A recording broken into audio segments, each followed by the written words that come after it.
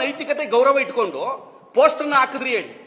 ಅವ್ರೇನ್ ಅದು real estate ದಂಧೆ ಮಾಡ್ತಾ ಇದ್ದಾರಾ? ಅಥವಾ ನಿಮ್ಮಂಗೆ ನಿಮ್ಮ ಮುಖ್ಯಮಂತ್ರಿಗಳಂಗೆ ಮಾಲ್ಗಳು ಕಟ್ಟಿದಾರಾ? ಅಥವಾ ದೊಡ್ಡ ದೊಡ್ಡ ಬಿಲ್ಲೆಗಳು ಕಟ್ಟಿದಾರಾ? ಅಥವಾ ಇಂಜಿನಿಯರಿಂಗ್ ಕಾಲೇಜು ಮೆಡಿಕಲ್ ಕಾಲೇಜ್ ಕಟ್ಟಿದಾರಾ? ಅಲ್ಲಿ ಯಾವ್ದಾದ್ರು ರಿಯಲ್ ಎಸ್ಟೇಟ್ ವ್ಯವಹಾರ ಮಾಡ್ತಾ ಇದ್ದಾರಾ? ಇವತ್ತು ತಗೊಂಡು 20 ವರ್ಷಗಳಿಂದ ತಗೊಂಡಂತ ಜಮೀನು ಇವತ್ತು ರೈತರ ಹೆಸರಿನಲ್ಲಿ ತಗೊಂಡ್ರೆ ಹಾಗೇ ಇದೆ. ಅದು ಆ ರೈತರ ಸ್ಟ್ರಕ್ಚರ್ಸ್ನಲ್ಲೇ ಇದೆ. ಆ ಭೂಮಿಯಾಗೆ ಉಳಿದಿದೆ, ರೈತರ ಭೂಮಿಯಾಗೆ ಉಳಿದಿದೆ, ಅದು ಕೃಷಿ ಭೂಮಿಯಾಗೆ ಉಳಿದಿದೆ. ಅದು ಯಾವ ರಿಯಲ್ ಎಸ್ಟೇಟ್ ದಂಧೆನೂ ಮಾಡಿಲ್ಲ, ನಾವು ಯಾವ ಇಂಡಸ್ಟ್ರೀಸ್ನೂ ಕಟ್ಟಿಲ್ಲ, ಯಾವ ಫ್ಯಾಕ್ಟರಿನೂ ಕಟ್ಟಿಲ್ಲ, ಯಾವ ಕಂಪ್ನಿನೂ ಮಾಡಿಲ್ಲ.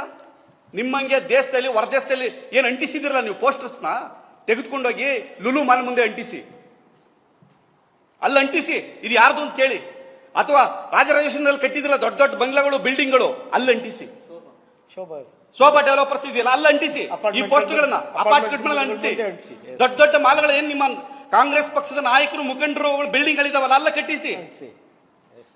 ಆವಾಗ ನಿಮ್ಮನ್ನ ನಾವು ಒಪ್ತೀವಿ.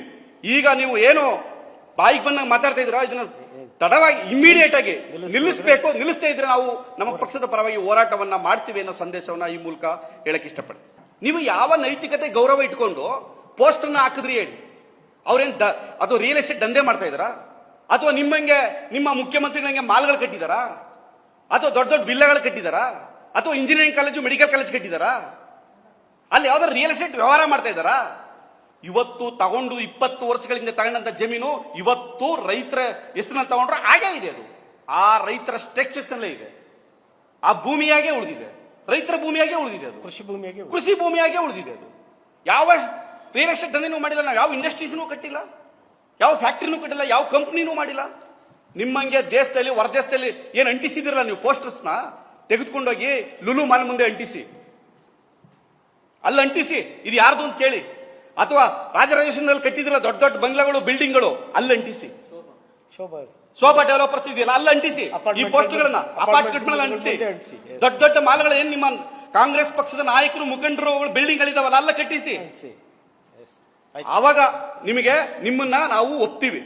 ಈಗ ನೀವು ಏನು ಬಾಯಿಗೆ ಬಂದಾಗ ಮಾತಾಡ್ತಾ ಇದ್ರ ಇದನ್ನ ತಡವಾಗಿ ಇಮಿಡಿಯೇಟ್ ಆಗಿ ನಿಲ್ಲಿಸಬೇಕು. ನಿಲ್ಲಿಸ್ತಾ ಇದ್ರೆ ನಾವು ನಮ್ಮ ಪಕ್ಷದ ಪರವಾಗಿ ಹೋರಾಟವನ್ನ ಮಾಡ್ತೀವಿ ಅನ್ನೋ ಸಂದೇಶವನ್ನ ಈ ಮೂಲಕ ಹೇಳಕ್ ಇಷ್ಟಪಡ್ತೀವಿ.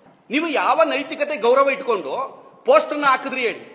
ಅವ್ರೇನ್ ಅದು ರಿಯಲ್ ಎಸ್ಟೇಟ್ ದಂಧೆ ಮಾಡ್ತಾ ಇದ್ದಾರಾ?